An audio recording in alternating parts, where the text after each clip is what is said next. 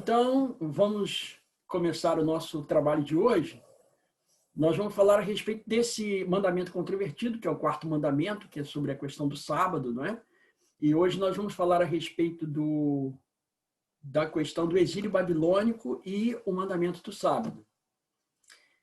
Só que eu vou fazer aqui para vocês mais uma ressalva. Quando nós chegarmos no Novo Testamento, que nós temos ainda mais um tema desse sobre o Antigo Testamento, que vai ser na semana que vem, aí nós vamos terminar essa parte do mandamento controvertido. Na semana que vem nós vamos falar, nós vamos trabalhar um pouco de filologia, nós vamos falar um pouco a respeito de algumas palavras e tudo mais.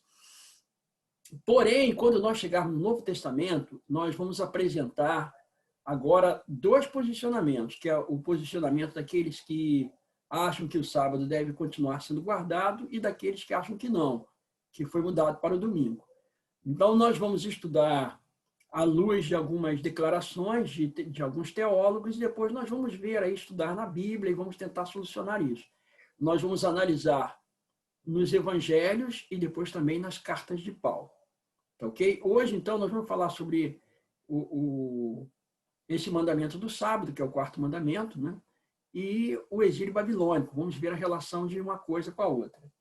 Eu queria chamar a atenção de vocês para um profeta que é muito importante para o período do exílio, que é o profeta Jeremias. Falar um pouquinho. Jeremias, ele viveu mais ou menos cerca de 100 anos depois de Isaías. Ele é chamado de o profeta chorão, o profeta das lamentações. Ele fica aí em meados do século 7 a.C., provavelmente entre os anos 650 e 646. E ele nasceu no seio de uma família, uma família sacerdotal de Anatote. E Jeremias viveu num período em que havia uma certa hegemonia da Síria. A Síria estava dominando o mundo naquela época, e os assírios eram muito cruéis, extremamente cruéis. Mas ele vai viver também um período de transição, quando cai a Síria e começa, então, o poder neobabilônico. Então, depois da queda da Síria, houve uma relativa liberdade e paz entre os povos conquistados, mas essa paz e essa liberdade ela durou pouco tempo, porque logo depois Nabucodonosor começa a ocupar aquele lugar que era ocupado pela Assíria. E o profeta Jeremias, ele havia recebido mensagem de Deus de que o povo de Jerusalém deveria se entregar, deveria se deixar dominar por Nabucodonosor. O que é algo assim muito difícil, porque os judeus, eles eram muito nacionalistas, são até hoje, não é? Particularmente naquela época, num sentido um pouco diferente, eles eram muito nacionalistas e isso era bem difícil. Mas devido aos pecados cometidos pelo povo de Judá, Deus, através do profeta Jeremias, disse que eles não deveriam resistir a Nabucodonosor. Ao contrário disso, os reis seguiram outro caminho. Porque os reis, eles pensaram, não, nós não vamos nos entregar assim para o rei de Babilônia. E foi feita, então, uma aliança com Neco, o rei do Egito. Isso foi na época de Josias, inclusive Josias acabou morrendo. E, enfim, a deportação acabou acontecendo. Então, Jeremias ele vai viver numa época em que ele adverte o povo de Israel para que não lute contra Nabucodonosor, porque era projeto de Deus, era plano de Deus que eles fossem deportados, que eles fossem levados para lá, por causa dos pecados que eles haviam cometido. Então, Deus havia permitido que isso acontecesse. Ok? Bom, agora nós vamos falar um pouquinho a respeito de um outro profeta, é o profeta Ezequiel. O profeta Ezequiel. O profeta Ezequiel, ele foi deportado para a Babilônia. Você vai encontrar em 2 Reis, no capítulo 24, versículo 8, está escrito assim: tinha Joaquim 18 anos de idade quando começou a reinar e reinou 3 anos em Jerusalém. Então, foi um período curto que ele terminou no ano 597 a.C., quando o rei Nabucodonosor fez uma incursão em Jerusalém e despojou toda a sua riqueza e levou os despojos para a Babilônia. Então, a maior parte dos seus habitantes também, uma boa parte, foi levado para a Babilônia. Joaquim, rei de Judá, os aristocratas, os militares, os artesãos, pessoas qualificadas e as famílias, enfim, está lá em 2 Reis 24, de 8 a 17. Então, é bem provável que, naquele tempo, entre os componentes daquela primeira deportação, estivesse também o sacerdote Ezequiel, filho de Buzi. Então, ele foi viver às margens do rio Quebar. Então, vejam, Daniel, ele vai para o palácio, ele vai trabalhar no palácio.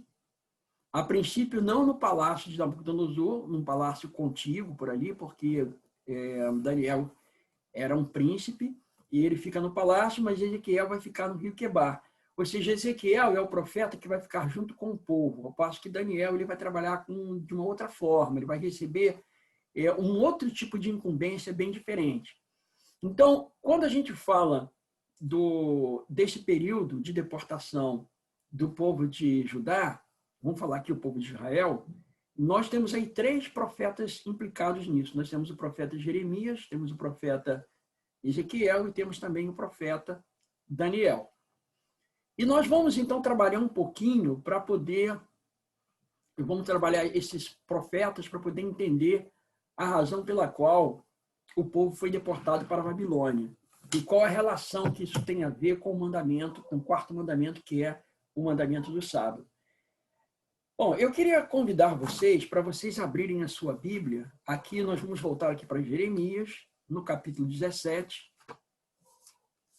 Jeremias, capítulo 17. Vamos lá.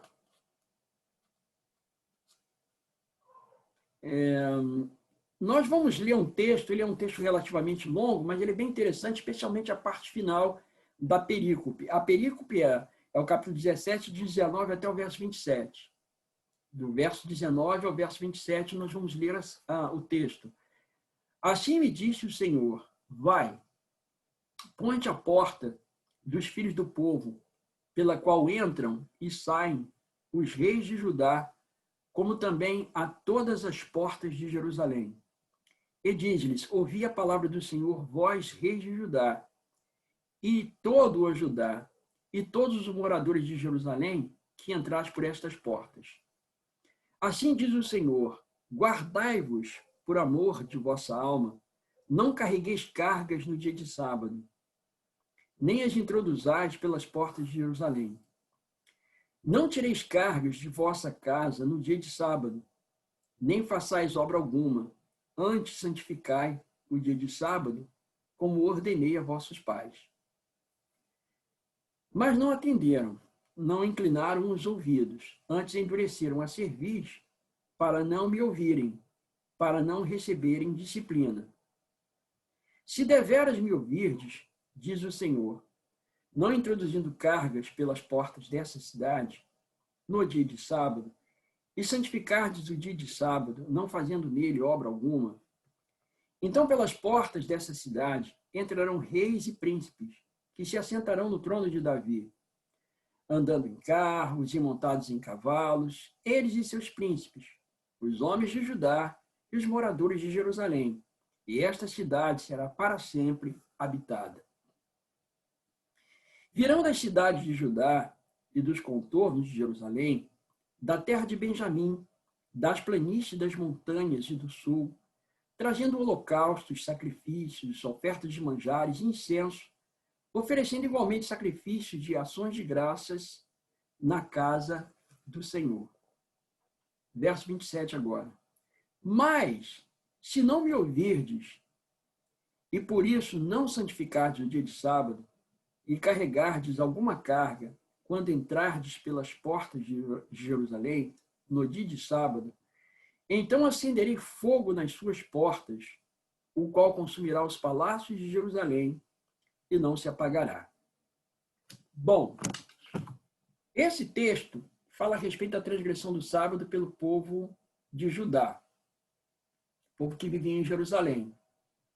Deus, então, promete bênçãos, que a cidade seria bem visitada, que os príncipes chegariam ali, naquela cidade, os reis também, eles teriam prosperidade, que eles teriam muitas bênçãos.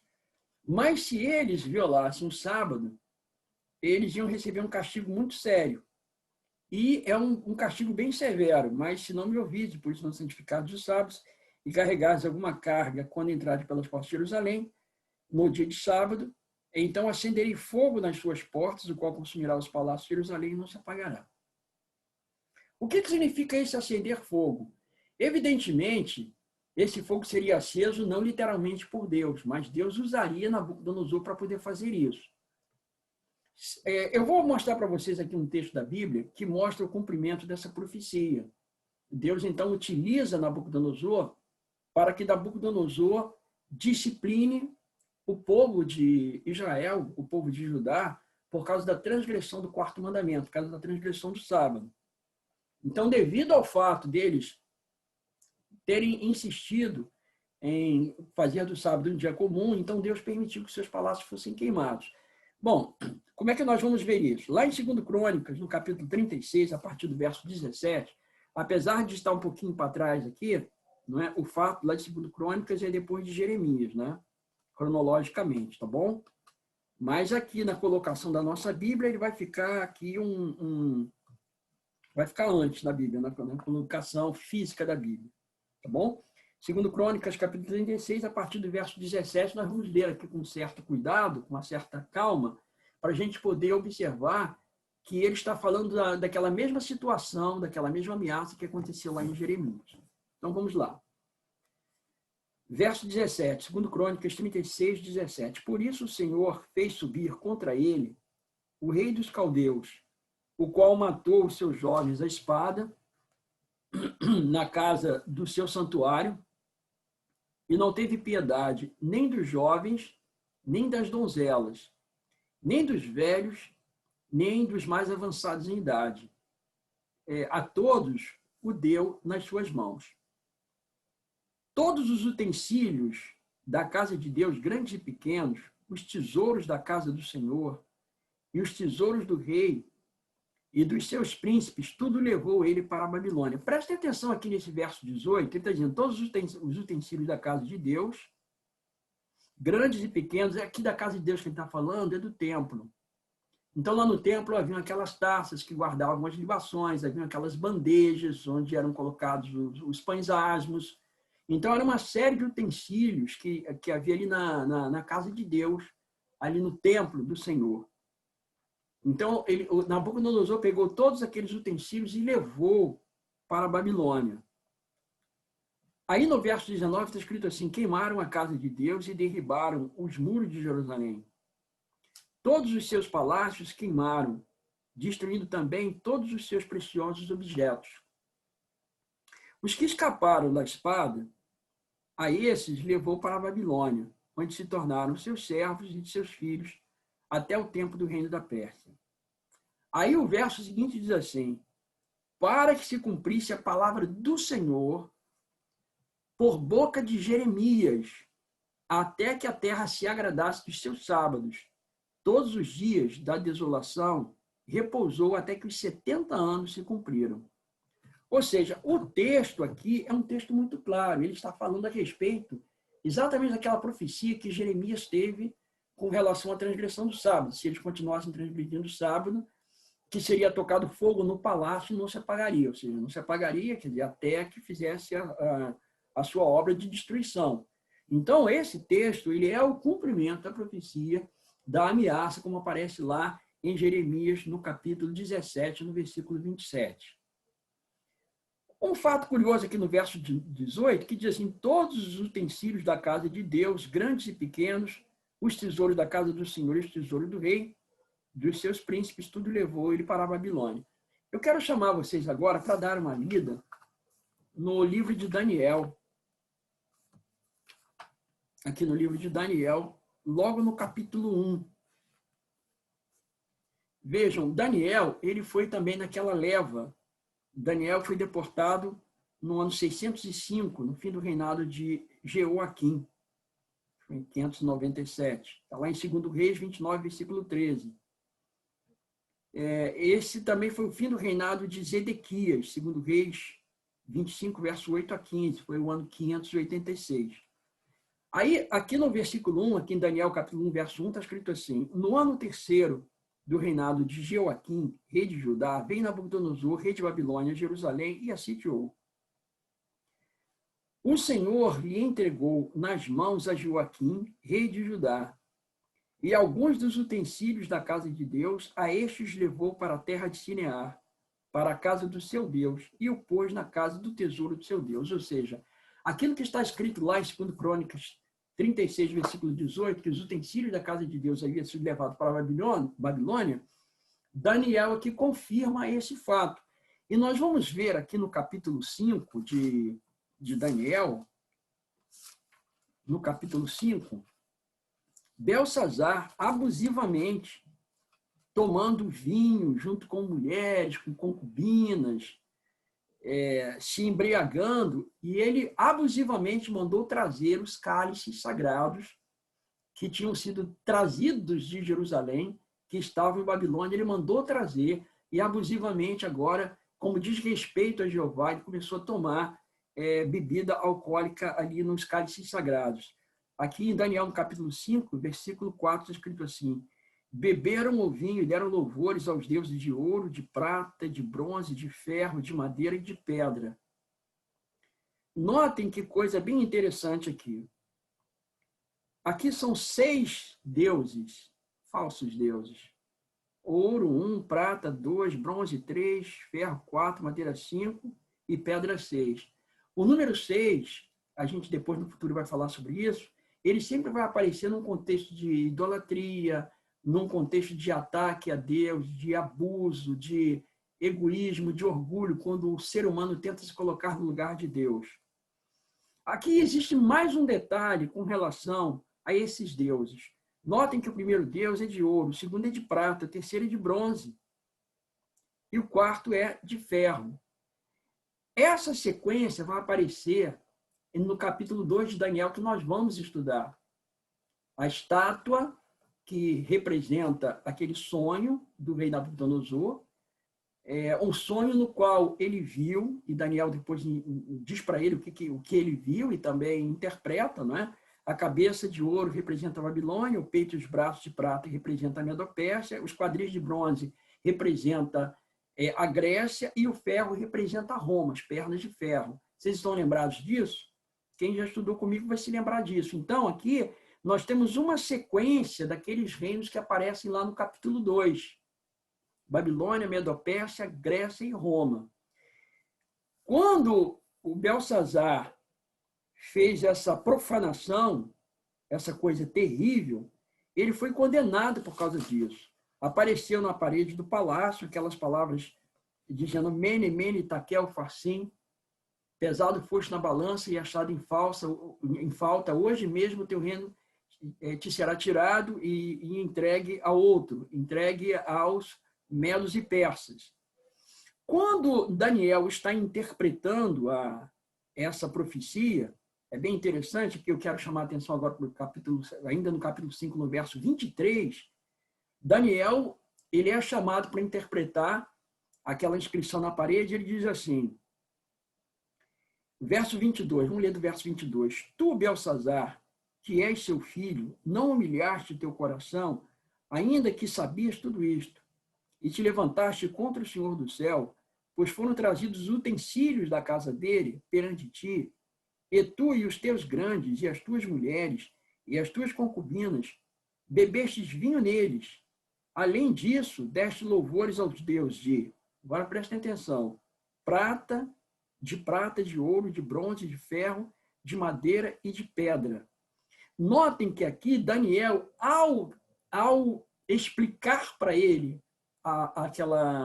aquela imagem pictórica que apareceu na parede, Daniel inverte a primeira parte da sequência. Aqui, eles beberam o vinho, no verso 4, deram louvores aos deuses de ouro, de prata e de bronze. Aqui, Daniel, interpretar, diz assim, deste louvores aos deuses de prata, de ouro e de bronze. Por que Daniel começou com a prata e não com o ouro? Porque o ouro representava a Babilônia. E naquela mesma noite, Babilônia estava caindo. E ia agora começar a hegemonia da Medo-Pérsia, que é representado pela prata. Então, agora, Daniel está automaticamente, ao inverter, dizendo que o reino de Belsazar, o reino da Babilônia, estava caindo para começar um outro reino. É interessante, muito interessante nós notarmos esses detalhes pelo seguinte: Deus utilizou o rei Nabucodonosor para poder disciplinar o seu povo. Acontece que os babilônicos foram longe demais ao se apossarem daquilo que era sagrado. E tudo aquilo que é sagrado, que pertence a Deus, tem que ser respeitado. Voltando, então, para a questão aqui, que é a questão do sábado. Os judeus foram levados para a Babilônia e eles ficaram basicamente curados da transgressão do sábado, porque eles foram levados para lá por causa da transgressão do sábado. Mas eles se tornaram legalistas. Com o passar do tempo, eles acabaram se tornando legalistas. Ali na Babilônia, a Babilônia não foi assim, digamos, ruim de tudo. Ela trouxe algum desenvolvimento, digamos assim. Porque os judeus em Jerusalém, eles adoravam no templo, eles viviam ao redor do templo. Tudo acontecia no templo. Agora, lá na Babilônia, eles aprenderam a montar o que seria hoje igrejas. Eram pequenos redutos onde eles podiam adorar a Deus e ensinar os seus filhos, que eram as sinagogas. Eram os lugares onde eles adoravam a Deus e, ao mesmo tempo, onde eles ensinavam os seus filhos. Então, as sinagogas elas vão se desenvolver exatamente nesse período, no período do exílio babilônico. Então, muitos meninos e meninas que nasceram ali não conheceram Jerusalém, porque eles ficaram 70 anos ali em Babilônia. E Babilônia era uma cidade muito suntuosa, era uma cidade muito avançada para aqueles dias.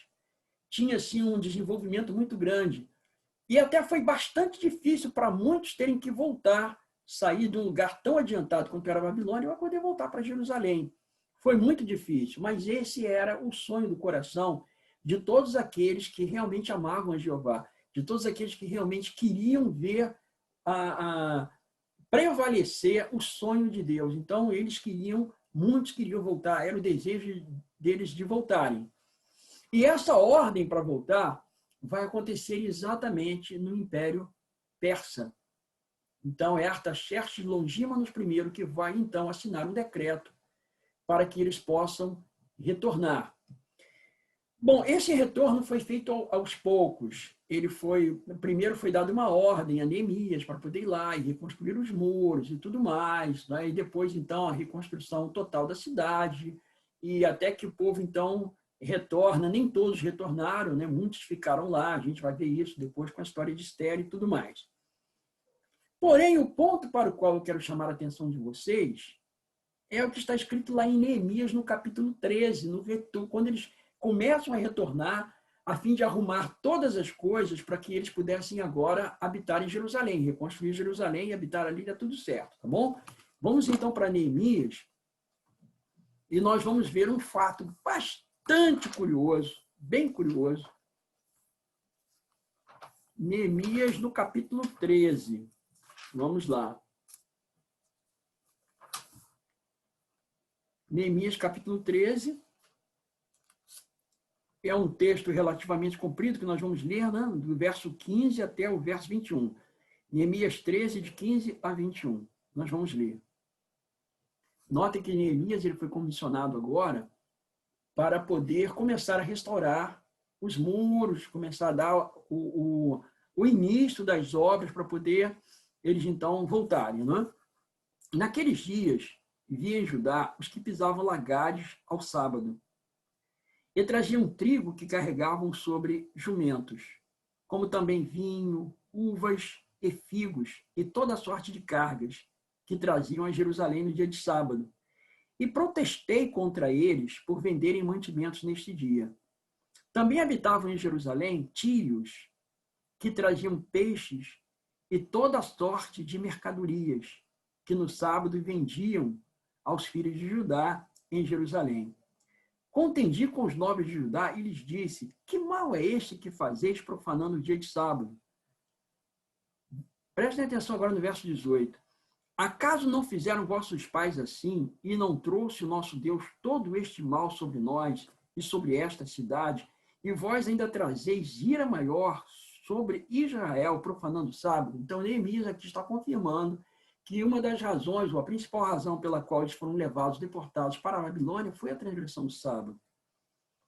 Aí, agora vejam as medidas de Neemias, aqui no versículo 19. Dando já sombra às portas de Jerusalém, antes do sábado, ordenei que se fechassem e determinei que não se abrissem, senão após o sábado.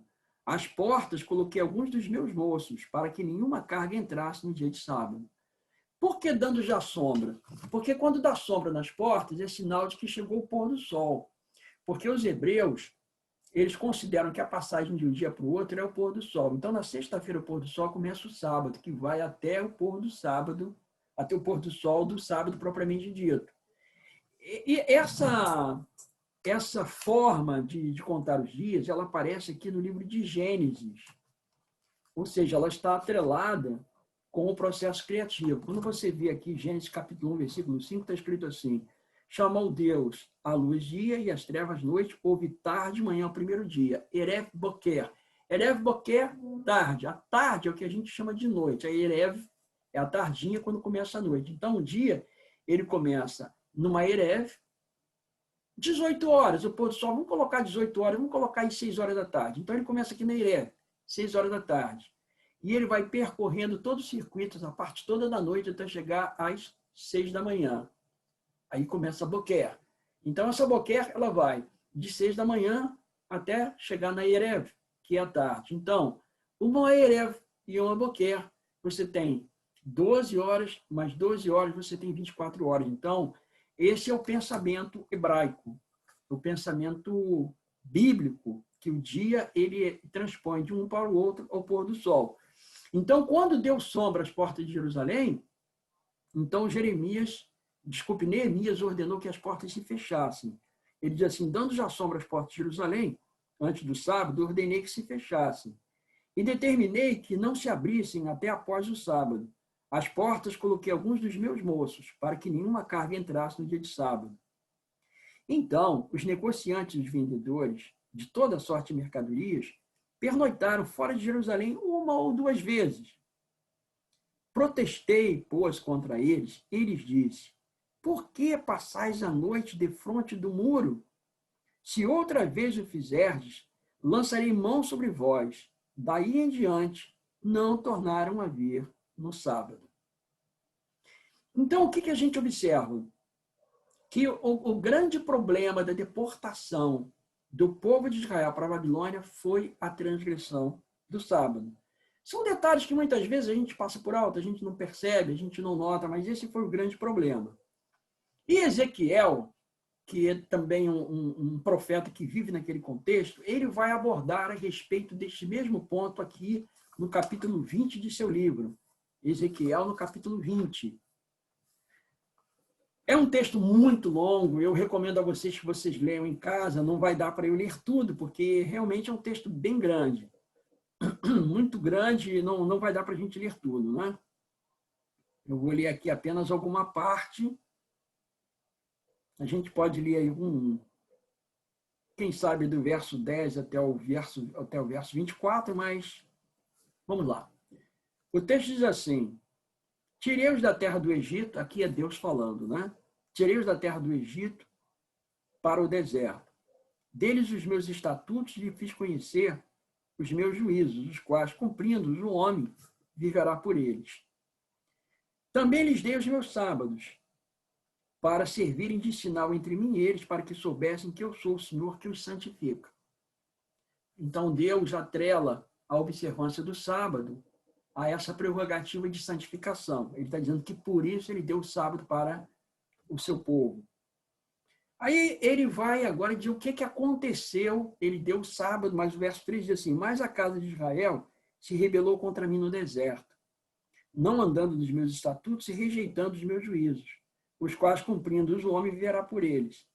E profanaram grandemente os meus sábados. Então eu disse que derramaria sobre eles o meu furor no deserto para os consumir. O que fiz, porém, foi por amor do meu nome, para que não fosse profanado diante das nações perante as quais os fiz sair. Demais, levantei-lhes no deserto a mão e jurei não deixá-los entrar na terra que lhes tinha dado, a qual mana leite e mel, coroa de todas as terras. Ele aqui está falando do período do deserto, ou seja, o problema com a guarda do sábado não acontece apenas ali na época do exílio, em torno aí do 6º século antes de Cristo. Isso é muito anterior. Isso vai lá para a época de Moisés, cerca do ano de 1500, 1450 antes de Cristo. Ali eles já rejeitaram a observância do sábado. Então, o Deus está dizendo aqui que já naquele período ele deu o sábado como sinal de santificação, mas ainda assim a casa de Israel se rebelou no deserto. Ele está falando sobre isso. Aí ele diz: por que rejeitaram os meus juízos e não andaram nos meus estatutos e profanaram os meus sábados? Pois o seu coração andava após seus ídolos. Não obstante, os meus olhos lhes perdoaram, e eu não os destruí, nem os consumi de todo no deserto. Mas disse eu a seus filhos no deserto: não andeis nos estatutos de vossos pais, nem guardeis os seus juízos, nem vos contamineis com os seus ídolos. Eu sou o Senhor vosso Deus, andai nos meus estatutos e guardai os meus juízos e praticai-os. Santificai os meus sábados, pois servirão de sinal entre mim e vós, para que saibais que eu sou o Senhor vosso Deus. Então Deus estava dando uma garantia para eles: olha, não façam como seus pais fizeram. Se vocês quiserem andar comigo, guardem os meus estatutos, guardem os meus sábados, ele falou. Guardem, obedeçam, para que vocês saibam que eu sou o Senhor vosso Deus. Aí ele diz, no verso 21, mas também os filhos se rebelaram contra mim, e não andaram nos meus estatutos, nem guardaram os meus juízos, os quais, cumprindo-os, o homem viverá por eles. Antes profanaram os meus sábados. Então eu disse que derramaria sobre eles o meu furor, para cumprir contra eles a minha ira no deserto. Mas detive a mão, e o fiz por amor do meu nome, para que não fosse profanado diante das nações perante as quais os fiz sair. Também levantei-lhes no deserto a mão e jurei espalhá-los entre as nações e derramá-los pelas terras, porque não executaram os meus juízos e rejeitaram os meus estatutos, profanaram os meus sábados e os seus olhos se iam após os ídolos de seus pais. Então, o que nós observamos aqui? Que foi um problema do deserto, da primeira geração, foi um problema no deserto da segunda geração, foi um problema do exílio também. Aí eles foram para o exílio, e aí o que eles fizeram? Eles agora disseram: bom, nós não vamos mais transgredir o sábado, vamos ficar firme com o sábado. Só que eles aí foram para um outro extremo. Eles acabaram, como nós vamos ver depois ao estudar o Novo Testamento, fazendo do sábado um ponto de salvação. Quando Jesus Cristo veio e explicou para eles que a salvação é pela graça. A salvação não é por guardar nenhum objeto de lei. A lei de Deus deve ser observada, todos os preceitos da lei devem ser observados, não para que o ser humano seja salvo, porque é impossível ser salvo por guardar qualquer objeto de lei. Nós somos salvos unicamente pela graça. Observar a lei de Deus, observar os estatutos divinos, deve ser um impulso de amor, o amor gracioso de Deus que nos impulsiona. Então, eu serei obediente a Deus, eu vou guardar devidamente os mandamentos de Deus quando eu tenho verdadeiro amor por Ele.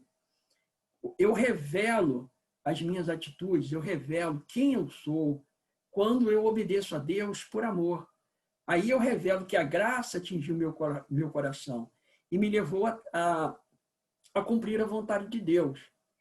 Então, essa é uma situação que a gente depois vai examinar. Mas o que nós estamos vendo aqui agora é rebeldia. Deus disse: faça isso, e eles não fizeram. Essa foi a razão pela qual eles foram levados para o exílio. A razão principal, a transgressão do sábado, e isso aconteceu por causa da sua idolatria, segundo o texto está dizendo. Eles já pegaram os seus deuses, esqueceram a observância do sábado, que era um sinal característico entre Deus e o seu povo. E nós vamos, então, na semana que vem, nós vamos continuar um pouco mais, vamos trabalhar um pouquinho mais a questão do quarto mandamento, aqui ainda no Antigo Testamento, e a partir do outro, então, nós vamos começar a estudar o sábado no Novo Testamento. Nós vamos ver a questão do povo de Israel, como o povo de Israel agora, especialmente os líderes, reagem diante da questão do sábado, como Jesus vai tratar essa questão do sábado, e aí nós vamos, então, discutir se Jesus aboliu, se ele revoga o sábado, se ele não revoga, né? Nós vamos, então, trabalhar essas duas questões. Nós vamos apresentar os argumentos daqueles que acham que ele foi revogado e apresentar os argumentos daqueles que acham que ele não foi revogado, tá bom? Hoje nós fizemos um estudo bem interessante, bem legal, né? E nós chegamos à seguinte conclusão, de que a razão principal pela qual eles foram para o exílio babilônico foi a transgressão do quarto mandamento, foi a quebra do sábado, tá bom? Então, que Deus nos abençoe, que nós possamos ficar firmes nos caminhos do Senhor, para não acontecer conosco a mesma coisa. Quando Deus mandar fazermos alguma coisa, nós devemos fazer por amor a Ele, não é? E não nos apegarmos a preferências, às nossas preferências idolátricas, vamos dizer assim, né? Nós não somos diferentes hoje daquilo que foi o povo de Israel no passado. Nós ainda temos muitos problemas, muitas dificuldades, e nós temos que resolver tudo isso aceitando aquilo que Deus nos manda fazer por amor a Ele. Tá bom? Podemos orar, então? Elevado Pai, eu quero te agradecer, Senhor, porque um dia Tu nos tiraste das trevas para a Tua maravilhosa luz, nos chamaste, Senhor, como eleitos especiais, a fim de sermos como troféus diante do mundo, troféus, Senhor, da Tua graça, da Tua vitória, conquistada por Jesus Cristo na cruz do Calvário. Em nome dele, Senhor, nós te agradecemos. Amém. Amém. No nosso grupo. Tá bom, gente? Fiquem com Deus. Tá? Uma boa noite para todos. Que Deus nos abençoe. Obrigado.